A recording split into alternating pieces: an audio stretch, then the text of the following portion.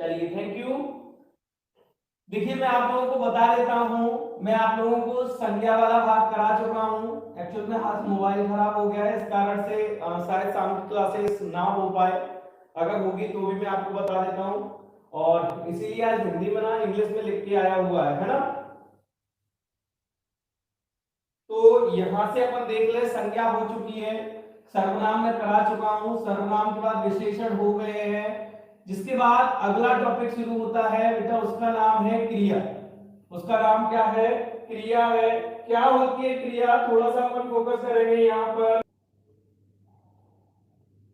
क्रिया क्या होती है, क्रिया पर देखेंगे तो किसी काम को करने, किसी काम को करने या फिर होने का बोध कराने वाले, करने या फिर होने का बोध कराने वाले विकारी शब्दों को,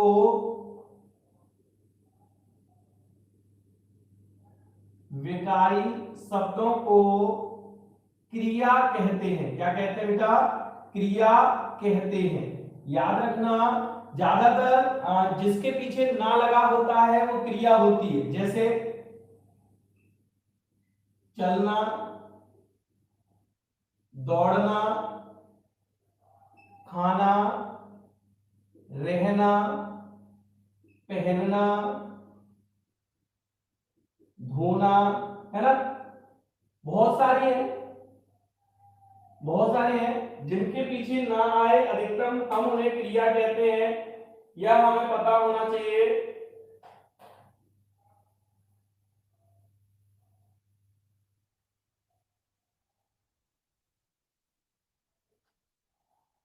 तो क्लियर, स्क्रीन क्लियर नहीं है क्या? क्या दिक्कत है? एक मिनट, है ना, एक मिनट रखेंगे, है ना। हाँ सही है, सॉरी, मुझे लगा स्क्रीन थोड़ी सी खराब है ना। तो चलना, दौड़ना, खाना, रहना, पहनना या फिर धोना, ये क्रियाएं हैं। और आपने देखा होगा ज्यादातर क्रियाओं के पीछे क्या आ रहा है? न आ रहा है। या हम कहें कि ऐसे शब्द जिनसे किसी काम के करने या फिर होने के बारे में पता चलता है, उन्हें हम क्रिया कहते हैं। और क्रियाओं को दो आधारों पर बांटा गया है। कितने आधारों पर बांटा गया था? दो आधारों पर बांटा गया है। देखेंगे कौन कौन से आधार हैं उनके। सबसे पहला आधार है कर्म के आधार पर। पहला आधार कौन सा है? कर्म के आधार पर। एक मिनट रुक जाइए, मैं माइक चेंज कर लेता हूं, है ना। एक मिनट रुक जाए, आप वेट करें, मैं माइक चेंज कर लेता हूं। मुझे ऐसा लग रहा है इस माइक में थोड़ी सी प्रॉब्लम है ना, और इस कारण से आवाज लो है। एक मिनट आप सभी वेट करेंगे, है ना, कोई कहीं जाएगा नहीं। माइक चेंज कर रहा हूं, एक मिनट पर, ठीक है बेटा।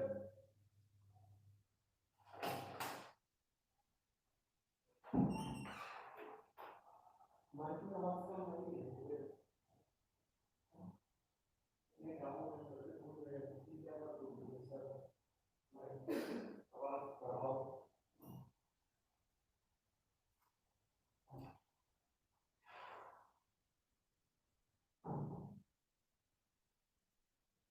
एक मिनट रुकेंगे बेटा, है ना।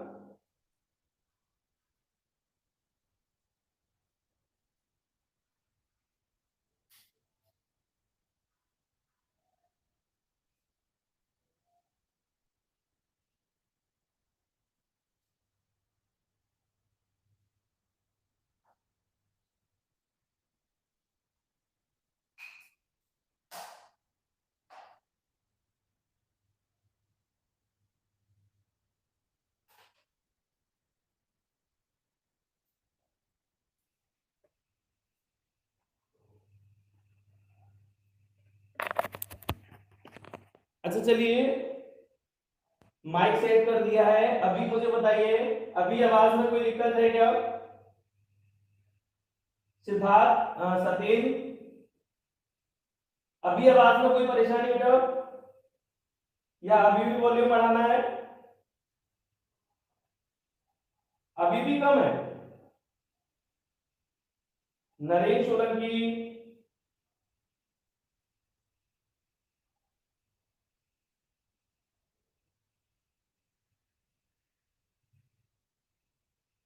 चलो अब सही आ रही है ना। चलिए अब पढ़ लेते हैं बेटा, वरना टॉपिक रह जाएगा। और मैं कोशिश करना चाह रहा हूँ कि भाई आपके प्रतिदिन एक टॉपिक कम से कम कंप्लीट होता जाए, जिससे परेशानी ना आए। देखो बेटा थोड़ा सा एडजस्ट कर लो, मैं पहले ही बता चुका हूँ मेरा जो मोबाइल है वो टूट चुका है और दूसरे मोबाइल से है, जिसके ज्यादा फंक्शंस मुझे नहीं मालूम है ना। बाकी अगर एडजस्टमेंट कर पाते हो आवाज को लेकर के तो थोड़ा सा देख लीजिए कम या ज्यादा का। अगर मेरी आवाज आप लोगों को सुनाई दे रही है तो कोई दिक्कत नहीं है, बोर्ड क्लियर दिख रहा है, ये दो चीजें क्लियर है तो कोई बात नहीं है ना। चलिए कोई बात नहीं, गुड मॉर्निंग सभी को। चलिए क्रियाओं को दो आधारों पर बांटते हैं। कितने आधारों पर बांटा गया है ध्यान से समझिए, अभी कोई कमेंट्स नहीं करेगा। जब मैं कहूं आपसे कि आपको कुछ पूछना है तो आप कमेंट्स करें, केवल अभी फोकस करेंगे यहाँ पर क्रिया, क्योंकि कभी कभी क्या होता है हम यहाँ ध्यान नहीं देते और गलतियां समझ में नहीं आती, या हम कहते हैं कि उसकी जो बारीकियां है वो समझ में नहीं आती। समझ लें क्रियाएं दो आधारों पर बढ़ती है। कभी भी प्रश्न आए क्रिया को कितने आधारों पर बांटा जाता है, तो क्रिया दो आधारों पर बांटी जाती है। नंबर एक कर्म के आधार पर,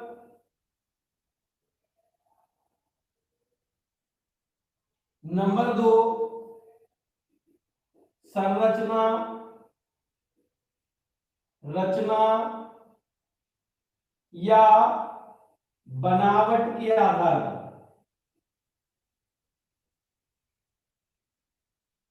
एक बार फिर रिपीट करता हूं, कर्म के आधार पर, संरचना रचना या फिर बनावट के आधार पर, है ना। तो याद रखना है दो प्रकार से क्रियाओं को बांटा जाता है। यहां हम देखेंगे कर्म के आधार पर जो बेटा क्रिया होती है वो दो प्रकार की होती है। कितने प्रकार की होती है, दो प्रकार की। कर्म के आधार पर भी दो बांटते हैं, एक होती है अकर्मक, दूसरे नंबर की क्रिया को कहते हैं सकर्मक। और सकर्मक क्रिया के अंतर्गत एक और क्रिया आती है जिसको कहते हैं द्विकर्म।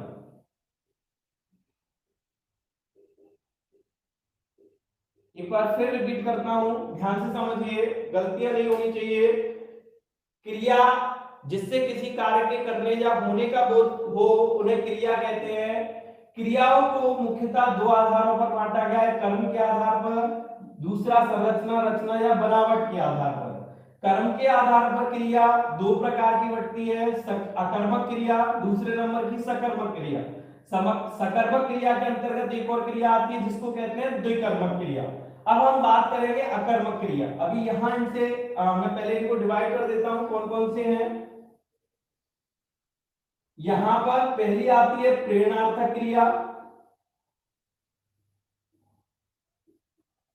प्रेरणार्थक क्रिया। दूसरी आती है संयुक्त क्रिया या रंजक क्रिया। अगली होती है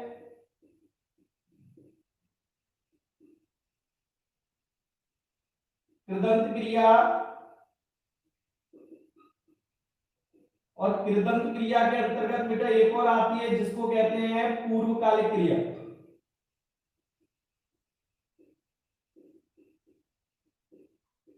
और चौथे नंबर पे तद्धित या नाम धातु क्रिया। ठीक है, तो चार प्रकार से ये होती हैं और दो प्रकार की ये होती है। कर्म के आधार पर दो प्रकार की, संरचना रचना या बनावट के आधार पर चार प्रकार की। कई जगह पर अलग अलग किताबों में अलग अलग दिया गया है, लेकिन जो सही माने हैं उन्हीं को हम पढ़ेंगे। ध्यान रखना एग्जाम में जो पूछा जाएगा। क्लियर है। अब यहां से देखेंगे, अभी मैं इसे एक तरफ से आपको मिटा देता हूं जिससे बाद में इसको समझाने में परेशानी ना आए। ठीक है, अभी हम एक क्रिया को समझते हैं। कर्म के आधार पर क्रिया दो प्रकार से बढ़ती है, अकर्मक क्रिया और सकर्मक क्रिया। क्या होती है अकर्मक क्रिया? ऐसी कोई भी क्रिया जिसमें कर्म नहीं हो। देखो साफ साफ लिख करके दे रहा है, अकर्म, और इसमें कह रहा है सकर्म। और हम किसी चीज का विलोम बनाते हैं ज्यादातर, तो आपने देखा होगा आ का प्रयोग करते हैं, यानी कि क्रिया नहीं है। एक सेकंड बेटा, लाइन नहीं आ रही है इसमें, मुझे ऐसा लग रहा है।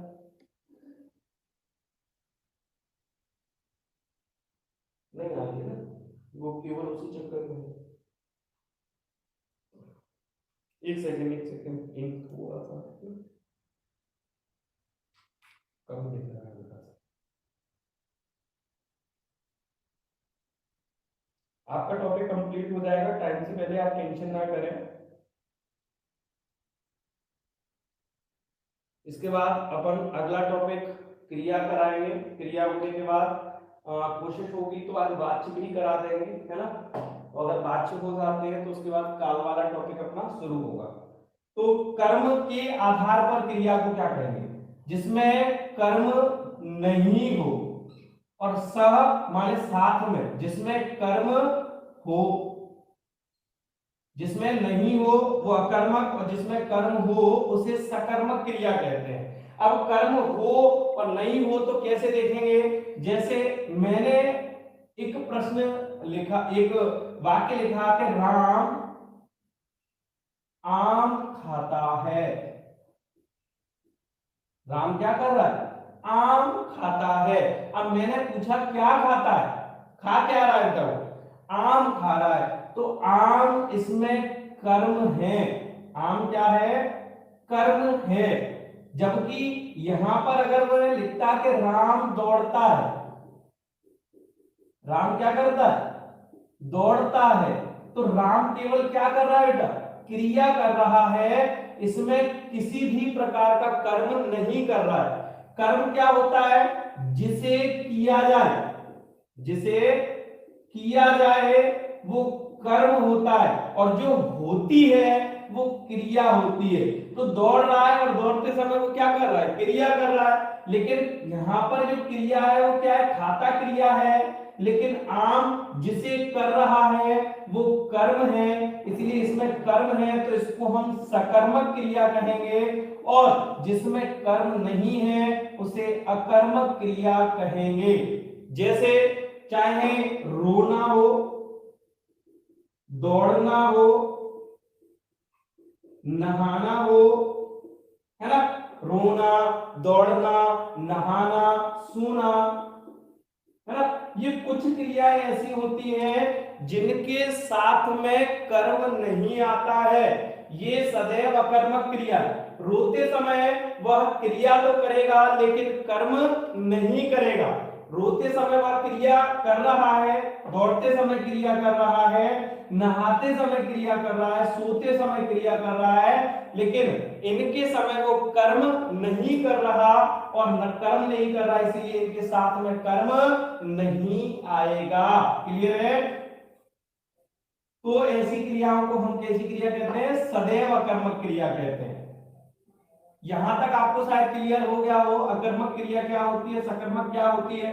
फिर भी अगर आप भूल जाओ, फिर भी अगर आप भूल जाओ तो दो प्रश्नवाचक शब्द हैं, क्या, किसको।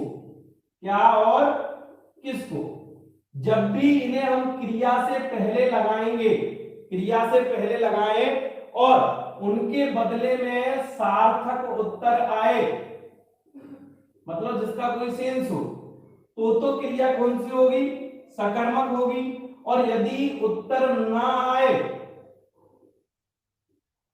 तो वहां पर अकर्मक क्रिया होगी। यदि हम किसी भी क्रिया से पहले क्या या किसको लगाएं और यदि उसका सार्थक उत्तर है तो सकर्मक क्रिया, और यदि कोई उत्तर नहीं है तो वहां पर अकर्मक क्रिया होगी। जैसे यहां क्रिया है, मैंने इससे पहले लगाया क्या दौड़ता है, जवाब नहीं आया।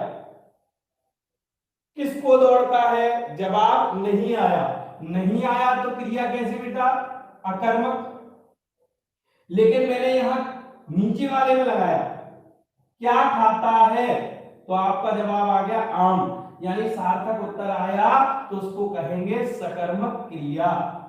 इसमें दो कर्म होते हैं इसीलिए इसको द्विकर्मक कहा जाता है। जैसे आसाराम ने राम रहीम को आश्रम बेचा।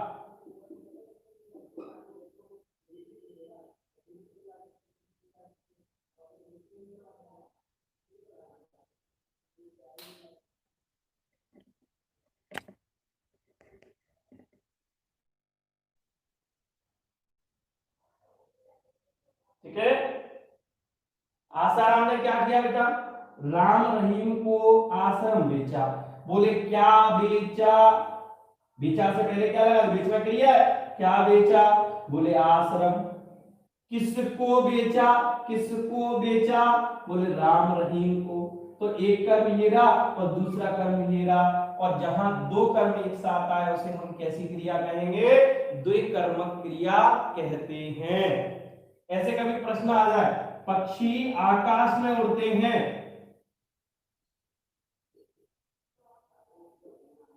पक्षी आकाश में उड़ते हैं, कौन सी क्रिया,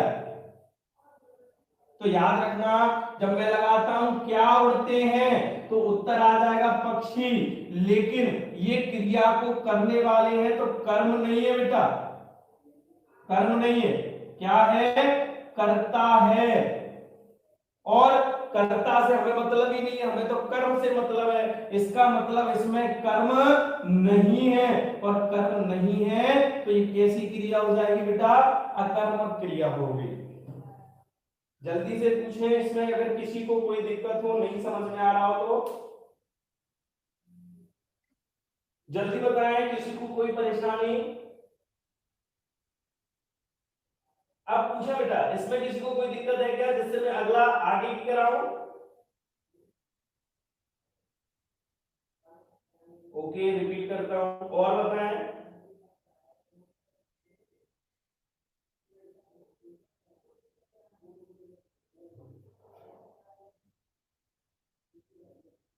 जल्दी करें, अरे बेटा इतना टाइम थोड़ी लगता है, जल्दी जल्दी करो।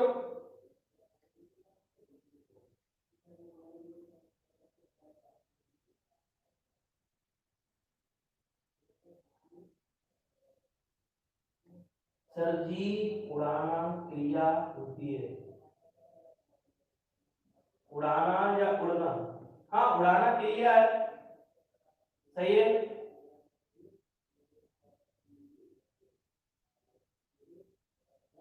अरे मेरे लाल पीले, देख कुछ और ही पूछ रहा है। देखिए ये क्लियर हो गया, यहां से मैं मिटाता हूं, एक बार फिर रिपीट कर देता हूं, ठीक है, एक बार फिर क्लियर करता हूं। आप लोग थोड़ा सा दूसरी जगह भाग गए।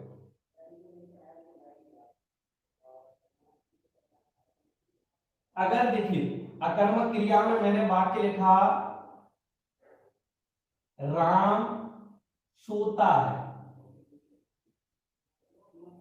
अब बताओ ये कुछ कर रहा है कि केवल क्रिया हो रही है, ये तो कुछ नहीं कर रहा ना, किसी काम को नहीं कर रहा है, केवल क्रिया कर रहा है, और क्रिया होती है केवल सोना। मैं पहले ही बता चुका हूं, रोना, धोना, सोना, दौड़ना, ये ऐसी क्रिया है जिस समय व्यक्ति क्रिया करेगा, कर्म नहीं करता है, तो क्रिया कैसी होगी बेटा, अकर्मक। क्योंकि वाक्य में काम को करने वाला तो राम है, और राम है तो राम कौन है, कर्ता, और कर्ता बेशक हो, हमें इससे कोई फर्क नहीं पड़ता, हमें फर्क पड़ता है कि उसमें कर्म होना चाहिए, क्या होना चाहिए, कर्म हो तो सकर्मक है, और कर्म नहीं है तो अकर्मक है। जैसे अभी मैंने लिखा कि पक्षी आकाश में उड़ते हैं, कहां उड़ते हैं बेटा, आकाश में उड़ते हैं। अब देखो उड़ने का काम कौन कर रहा है, पक्षी कर रहे हैं, तो पक्षी यहां कर्म नहीं है, कर्म नहीं, पक्षी क्या है, करता है, और कर्ता बेशक बना रहे, हमें कोई फर्क ही नहीं पड़ेगा, और आकाश को तो कुछ किया नहीं जा सकता, नहीं कर सकते, तो याद रखना यहां पर ये क्रिया भी कैसी है, बिना कर्म की है, इसीलिए इसको हम अकर्मक कहेंगे, इसमें भी कर्म नहीं है। जिसमें कर्म है वो कौन सी है, वो ये है, कि राम दूध पीता है। बोलो बेटा क्या पीता है? क्या पीता है? दूध पीता है सर, दूध, है ना। ऐसे ही गंगा हिमालय से निकलती है। बोले क्या निकलती है? नहीं पता, क्योंकि वहां पर गंगा कोई कर्म नहीं है। क्लियर है? गंगा कोई कर्म नहीं है, और जिसमें कर्म नहीं है वो अकर्मक। यहाँ बोले दूध पीता है, तो दूध बेटा यहाँ क्या है? कर्म है। और जिसमें कर्म हो ऐसी क्रिया को सकर्मक कहते हैं। जिसमें एक से ज्यादा कर्म हो उसे द्विकर्मक कहते हैं। जैसे राजेश ने सुरेश को खेत बेचा। बेटा क्या बेचा? मैंने पूछा था प्रश्न में क्या लगाएंगे, क्या या फिर किसको? ये दो ही प्रश्नवाचक शब्द लगाएंगे, कैसे? क्रिया से पहले। और यदि उत्तर आ जाए तो सकर्मक क्रिया, और नहीं आए तो अकर्मक क्रिया। बोले क्या बेचा? जवाब में आ गया, बोले सर खेत बेच रहा है। बोले किसको बेचा? बोले सुरेश को बेच रहा है। तो जिसमें एक कर्म ये हो गया और दूसरा कर्म ये हो गया, जिसमें दो कर्म आए उसे हम द्विकर्मक क्रिया कहते हैं। अब पूछो बेटा।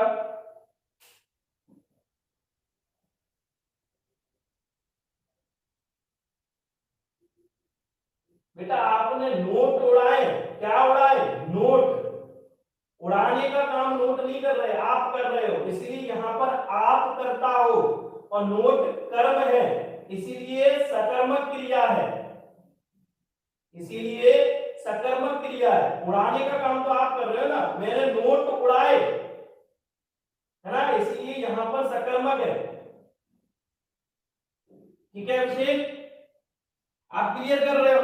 क्या बोला? मैंने नोट उड़ाए। क्या उड़ाए बेटा? नोट। करता तो मैंने है ना, या ये कर्म हो गया, और जिसमें कर्म आ जाए वो सकर्मक क्रिया।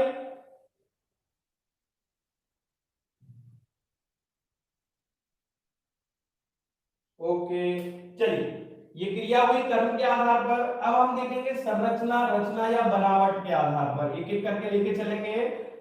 ठीक है?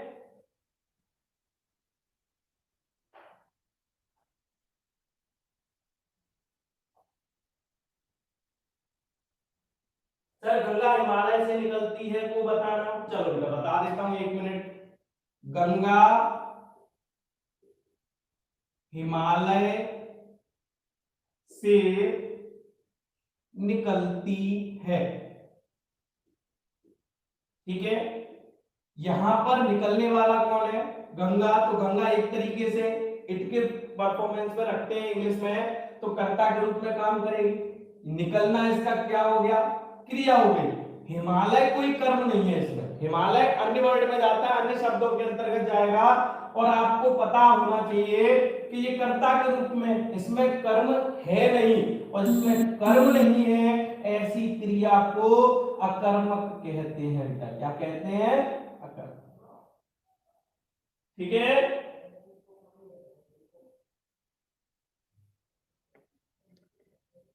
कोई बात नहीं है, अपने आप सही हो जाएगा। अभी क्लियर है बेटा? जल्दी बताएं।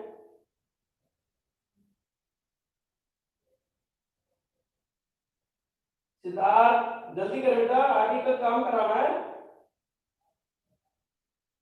चल अब देखेंगे, अब आती है संरचना,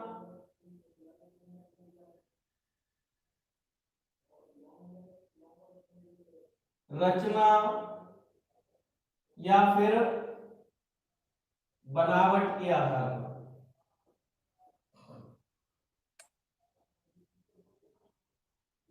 और संरचना, रचना या बनावट के आधार पर क्रिया 4 प्रकार की, जिसमें पहली होती है प्रेरणात्मक क्रिया।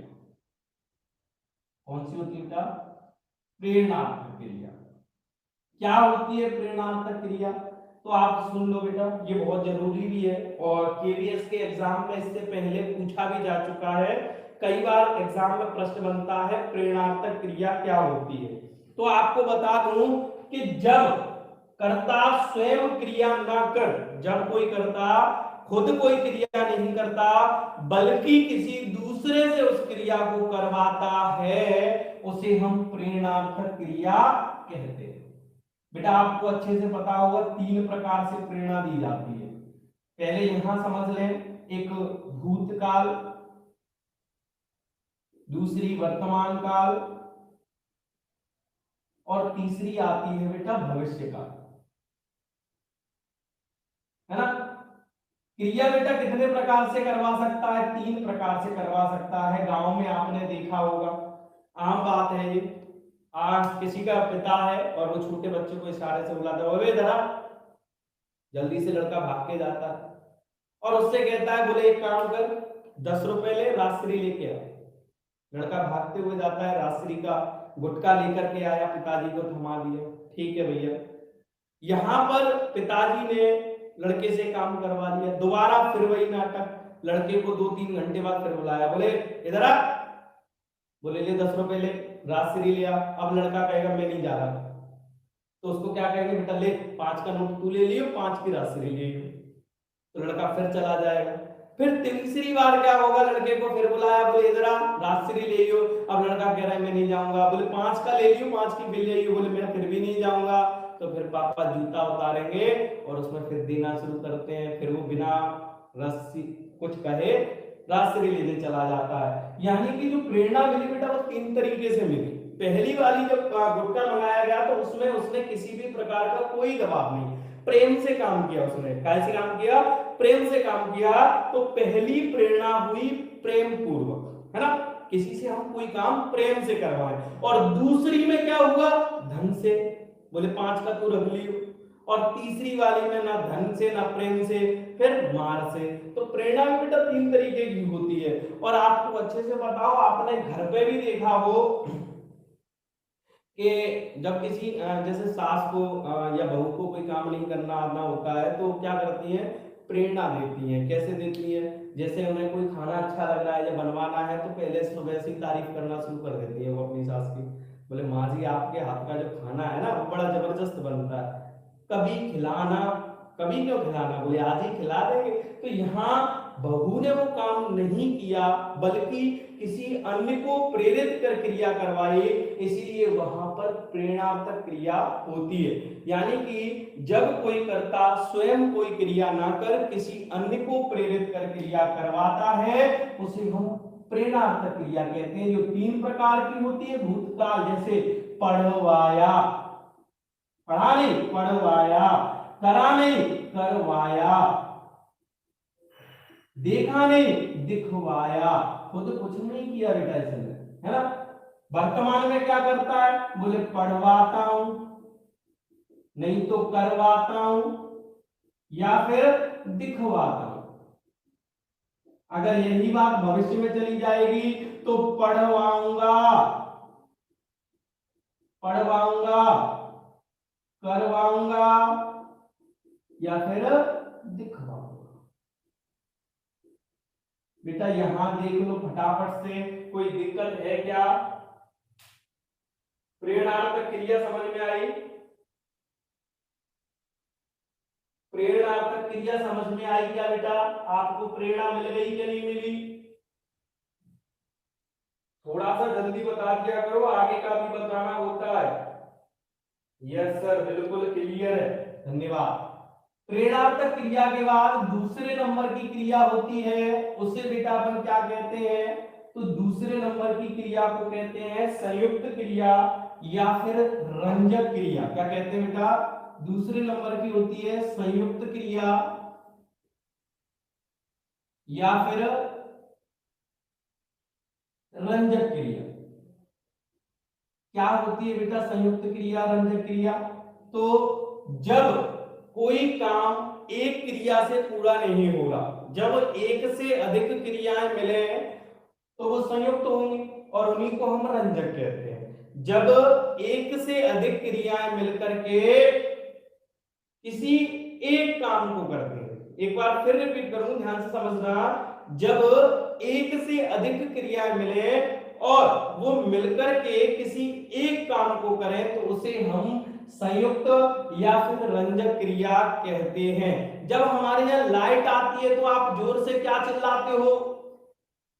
क्या चिल्लाते हो बेटा? हम कहते हैं सर आ गई, आ गई, आ गई।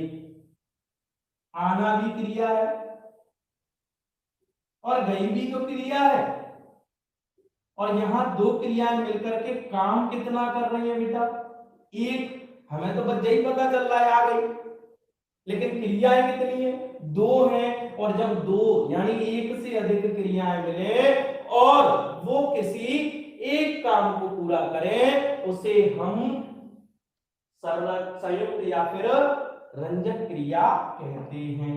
कई कई बार आपने सुना होगा, उसे खेलते रहने दो, खेलते, है ना, रहने दो, चाय दो, कहते क्या ना, चाय दो। दो माने देना, दो माने क्या? यहाँ देना। रहने माने रहना और खेलते माने खेलना। तो इसमें भी तीन क्रिया है, लेकिन काम एक हो रहा है। खेलते रहने दो, पढ़ते रहने दो, पढ़ते रहने दो,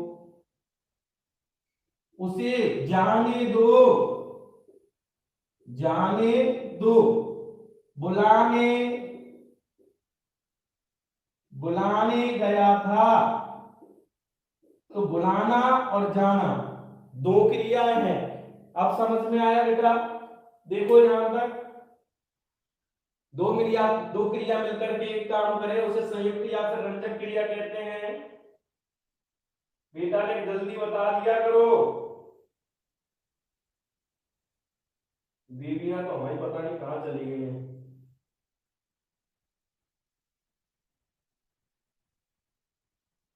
अरे महाराज मैसेज तो करो, क्लियर है, ठीक है। अब तीसरे नंबर की क्रिया होती है, उसे कहते हैं बेटा कृदंत क्रिया। क्या कहते हैं? कृदंत क्रिया। तीसरे नंबर की क्या होगी? कृदंत क्रिया। क्या होती है बेटा कृदंत क्रिया? समझ लो, सिंपल सी डेफिनेशन है। अगर कोई क्रिया है और उसमें हमने लगा दिया प्रत्यय, क्या लगा दिया? प्रत्यय लगा दिया। किसी क्रिया में प्रत्यय लगा दिया और वो क्रिया ही बना। आई रिपीट, क्रिया में किसी शब्द को जोड़ा और वो क्रिया बने तो इसी को हम कृदंत क्रिया कहते हैं। सिंपल डेफिनेशन है कि नहीं? अगर किसी क्रिया में कोई भी नया शब्द जोड़े और वो क्रिया ही बने, जैसे आपने सुना होगा चल, तू मेरे साथ चल, ये क्रिया है। मैंने इसमें प्रत्यय जोड़ दिया ना और क्रिया बन गई चलना। ये भी क्रिया है, ये भी क्रिया है, लेकिन ये कृदंत क्रिया है बेटा। कैसी क्रिया है? कृदंत क्रिया है। याद रखना, इसको मूल क्रिया कहेंगे। इसको क्या कहेंगे? मूल क्रिया कहेंगे या धातु रूप कहते हैं। क्या कहते हैं? धातु रूप कहते हैं। क्रिया यानी जो मूल क्रिया होती है उसको धातु रूप के नाम से जानते हैं। ठीक है, जैसे आ, तू इधर आ, ना लग गया, बन गया आना। जा प्लस ना बराबर जाना, है ना? बन गई कि नहीं बन गया? पढ़, तू इस किताब को पढ़, क्रिया बन गई ना, बन गई पढ़ना। समझ में आया कि नहीं आया?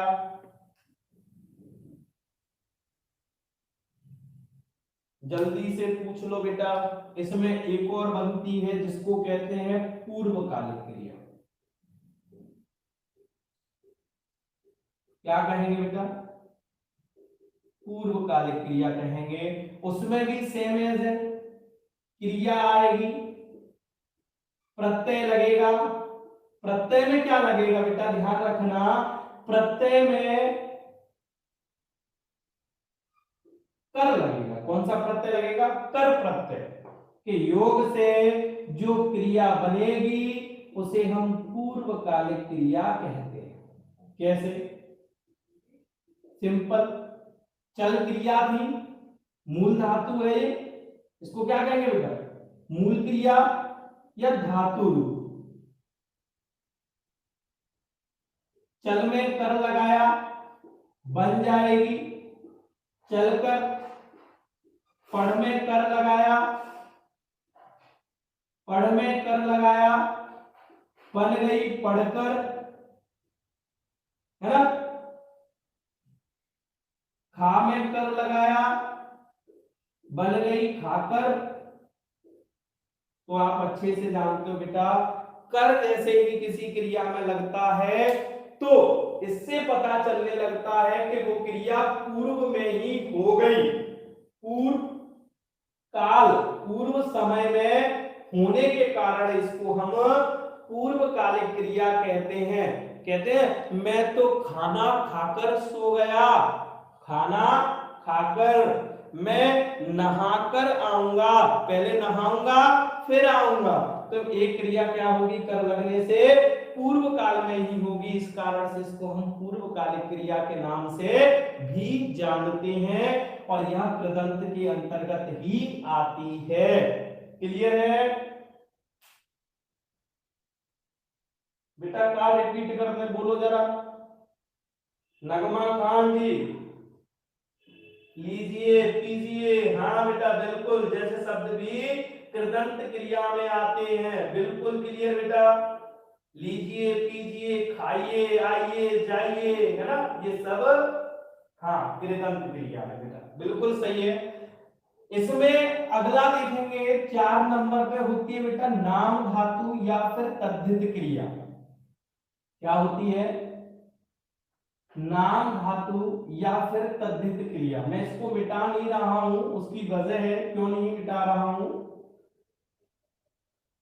इसको हटा देंगे अपन। देखिए चौथे नंबर पे आता है नाम धातु या फिर तद्धित क्रिया। क्या होता है बेटा? अभी तक हम क्रिया में प्रत्यय लगा रहे थे और क्रिया बना रहे थे, लेकिन अभी हम संज्ञा, सर्वनाम या संज्ञा, सर्वनाम या फिर विशेषण में किसी क्रिया को प्रत्यय को लगाएं और वो क्रिया बनाएं, ऐसी क्रिया को हम तद्धित क्रिया कहते हैं। कैसे? हम समझ लेते हैं। आपको अच्छे से पता हो रंग, रंग कैसी संज्ञा है बेटा? जातिवाचक संज्ञा है कि नहीं है? और इसमें प्रत्यय लगा दिया आना, दुखियाना, क्या बन जाएगा? दुखियाना, है ना। बात से बतियाना। ऐसे ही शर्म बेटा कैसी संज्ञा है? भाववाचक। इसमें भी अपन ने आना लगा दिया, बन जाएगा शर्माना, है ना। फिल्म, फिल्म कैसी संज्ञा है बेटा? जातिवाचक है और इसमें अपन ने लगा दिया आना और बन जाएगा फिल्म आना। क्या बन जाएगा? फिल्म आना। किसी पिक्चर्स को बनाना क्या कहलाता है? फिल्म आना। कोई बात नहीं बेटा, होल्ड करें 1 मिनट, बाकी अलावा कोई परेशानी नहीं है। बफरिंग हो रही है, थोड़ा बहुत हो जाता है, कभी कभी रिफ्रेश होता है, इस कारण से। मोनिका जी क्या होगा बेटा? पूछे, जल्दी करें, जल्दी करें बेटा। कुछ और पूछना है क्या इसमें?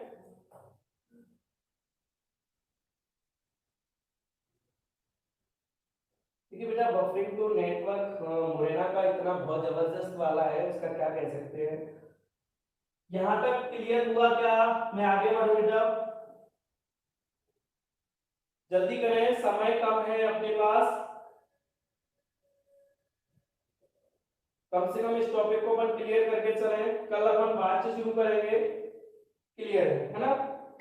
अन्य किसी को भी कोई परेशानी हो तो पूछ ले अभिषेक सर, एक दो उदाहरण दे दो इनके। बेटा ये वही तो उदाहरण ही तो लिखा रहा हूं, रंग से रंगना, दुख से दुखियाना, शर्म से शर्माना, फिल्म से फिल्माना, है ना? बात, बात में आना प्रत्यय लगा दिया, बात जातिवाचक संज्ञा है, आपको पता होना चाहिए, है ना? तो बतियाना क्या बन जाएगा? बतियाना। बनेगा क्या नहीं बनेगा?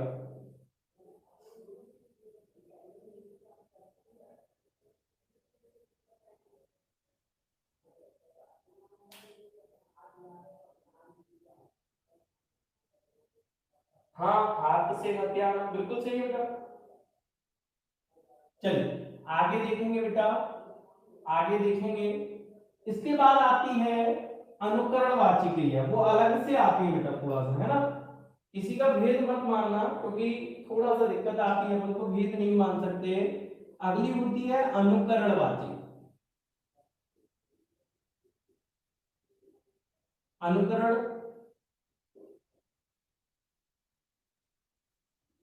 वाची क्रिया क्या होता है? अनुकरणवाची क्रिया में जब हम किसी आवाज का अनुकरण करें और उस आवाज का अनुकरण माने रिपीटेशन करते हो, और रिपीट करने के बाद उससे नई क्रिया का निर्माण हो। जैसे आपको पता है घोड़ा कैसे करता है बेटा? हिन, हिन शब्द का प्रयोग करता है ना? आवाज ऐसे ही निकलती है और हमने उसका रिपीटेशन करके इसका अनुकरण किया, हिन, हिनाना बन गया। मधुमक्खी कैसे करती है? भिन्न भिन्न करती है, भिन्न भिन्न, तो भिन्न भिनाना। मेढक कैसे करता है बेटा? टर टर करता है, तो बन गई टर्राना। बनेगी कि नहीं बनेगी? बकरी कैसे करती है? मैं करती है, बन जाएगा मिमियाना। ठीक है?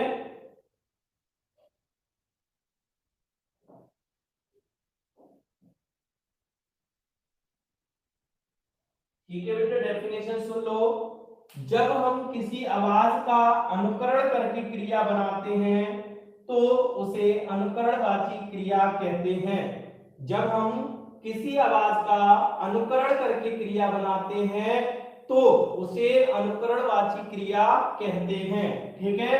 हिन हिन से हिन हिनाना, भिन्न भिन्न से भिन्न भिनाना, टर टर से टर्राना, मैं से मिमियाना। क्लियर है बेटा? चीची चिड़िया बोलती कि नहीं बोलती? ची ची ची, तो चहचहाना।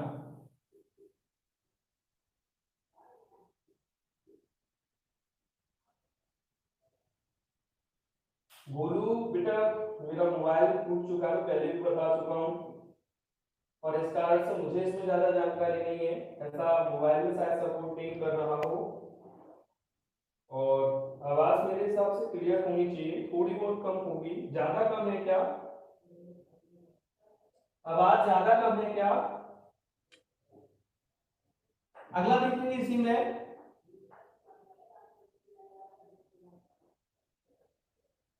अपने पास समय कम है, थोड़ा सा और सुन लो। सहायक क्रिया, और आपको इंग्लिश में पढ़ा हो जिसको हम कहते हैं हेल्पिंग वर्ब। क्या कहते हैं बेटा? हेल्पिंग वर्ब कहते हैं।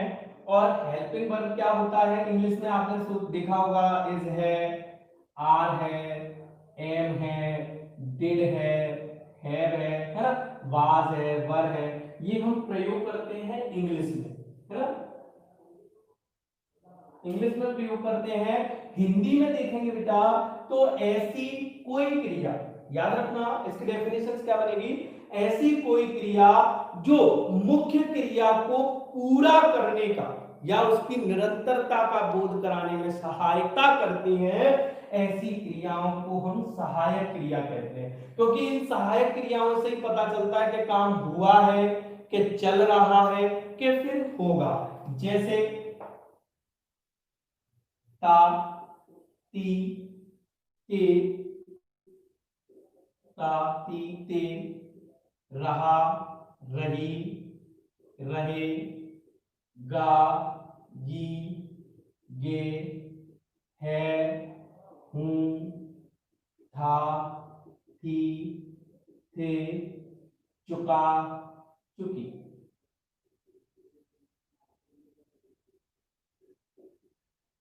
है ना?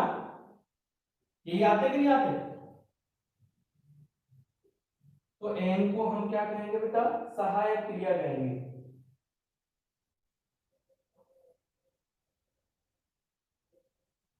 नहीं बेटा, ये अलग से है, अलग से करा रहा हूं। क्रियाएं तो है, लेकिन हमें ये पता तो होना चाहिए, लेकिन रचना बनावट के आधार पर नहीं है बेटा, पहले भी बता चुका हूं मैं, है ना? ये अलग से प्रयोग में है।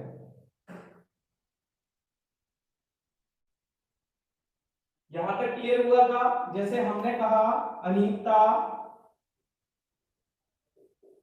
कपड़े धो चुकी थी। क्या कर रही बेटा? चुकी थी। तो इसको कहेंगे मुख्य क्रिया, है ना? इंग्लिश में इसको कहते हैं मेन वर्ब, है ना? और इसको कहेंगे सहायक क्रिया, और अंग्रेजी में इसको कहा जाता है हेल्पिंग वर्ब। क्या कहा जाता है? Helping verb. देखिए यहां तक किसी को कोई दिक्कत है क्या बेटा?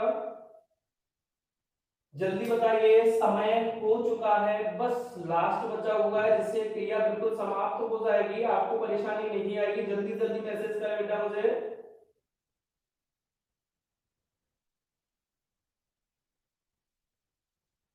जल्दी करें।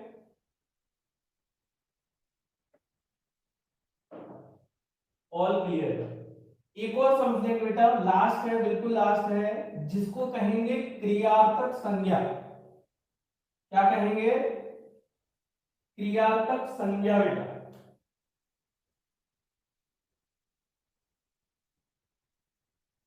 इसकी डेफिनेशन क्या बनेगी समझ लें, बिल्कुल लास्ट है। जब कोई क्रिया, जब कोई क्रिया क्रिया की तरह प्रयोग न होकर संज्ञा की तरह प्रयोग हो, जब कोई क्रिया क्रिया की तरह प्रयोग न होकर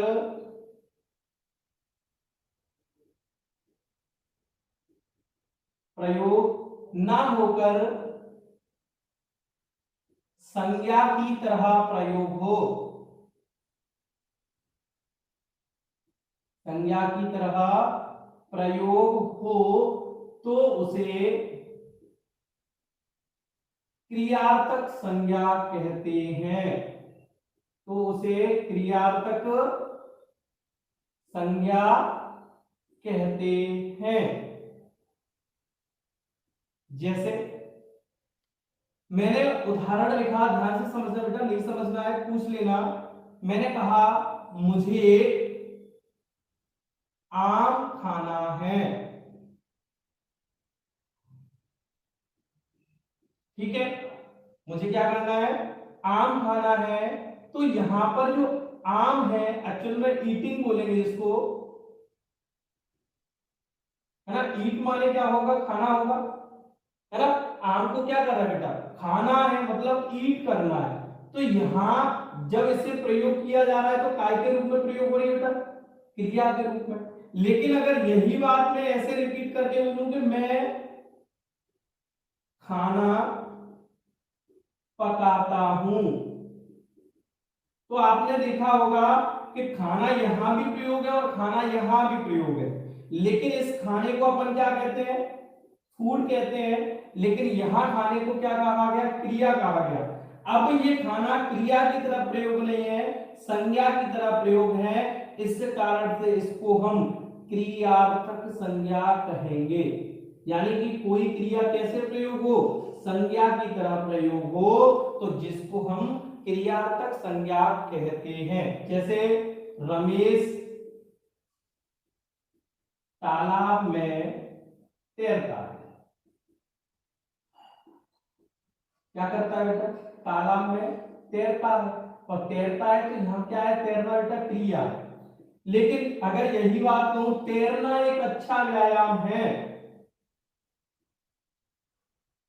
तैरना क्या है, एक अच्छा व्यायाम है, तो यहां पर तैरना क्रिया नहीं है, यहां पर तैरना क्रिया नहीं है, क्या है, क्रियार्थक संज्ञा है। बेटा देखो क्लियर हुआ क्या, समय कंप्लीट हुआ, जल्दी बताएं।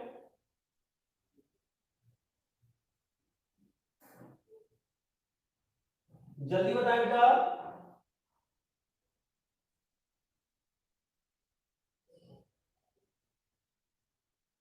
जल्दी करें जल्दी। ओके सर क्लियर है। चलिए, अगर वास्तव में आपको पढ़ाना समझ में आया हो तो